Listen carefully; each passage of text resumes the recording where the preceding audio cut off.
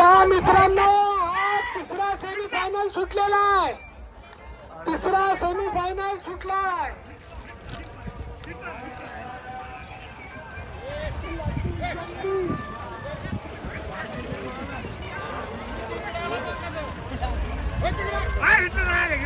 अरे राजा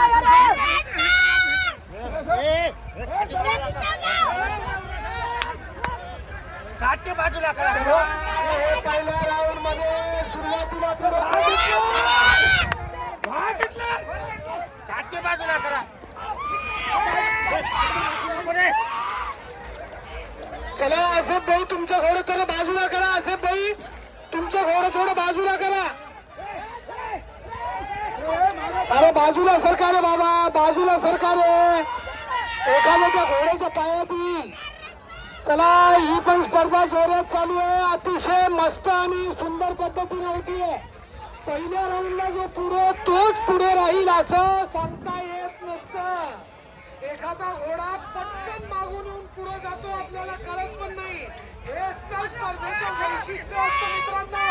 घ्या आनंद आणि वाजवा टाळ्या. माझ्यासाठी घोड्यासाठी त्या घोड्याला माझ्याकडे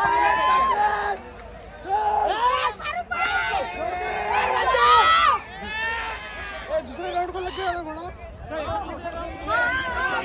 अरे बाळा छान छान छान. 1 2 3 4 हे सगळे अतिशय कसबाने आणि एकाग्रतेने ही स्पर्धा पूर्ण करण्याचा प्रयत्न करतायत आणि घोडे सुद्धा जोरात चालतात मित्रांनो. वा वा बढिया. याला म्हणतात रेवाल चाल. ह्याचं तुम्हाला अजून एक वैशिष्ट्य माहिती का? या चालीमध्ये तुम्ही लगाम सोडून द्यायचा. 2 हातामध्ये 2 तांबे घ्यायचे. एका तांब्यात दूध घ्यायचे. काटके बाजूला करा. हिमांशू काटके बाजूला करा. त्यालाच घोड्याची पृथ्वी तलावर आहे.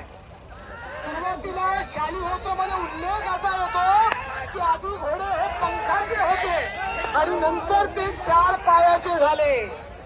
असा शालिहोत्र नावाचा ग्रंथ आहे जो केवळ आणि केवळ घोड्याच्या चांगल्या वाईट आणि त्याच्याशी निगडीत सगळ्या ज्या काही समस्या आहेत मग त्या शारीरिक असतील कोणत्या असतील त्याची पूर्ण माहिती तुम्हाला त्यात मिळते. वा वा वा वा वा वा. कमिटीला विनंती आहे आपण राऊंड लक्षात ठेवा. पुन्हा पुन्हा सांगतोय बोलण्याच्या नादात मला लक्ष देईन आणि हे राऊंड करणारे पोरं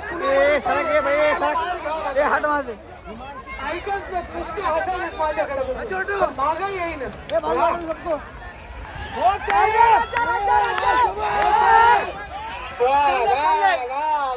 अच्छा है अच्छा है.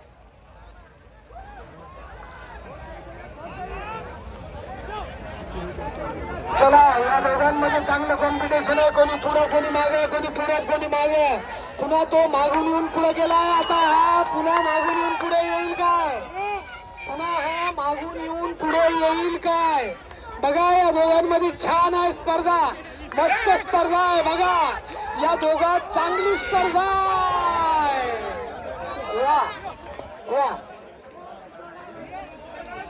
चला हा सेमी फायनल या ठिकाणी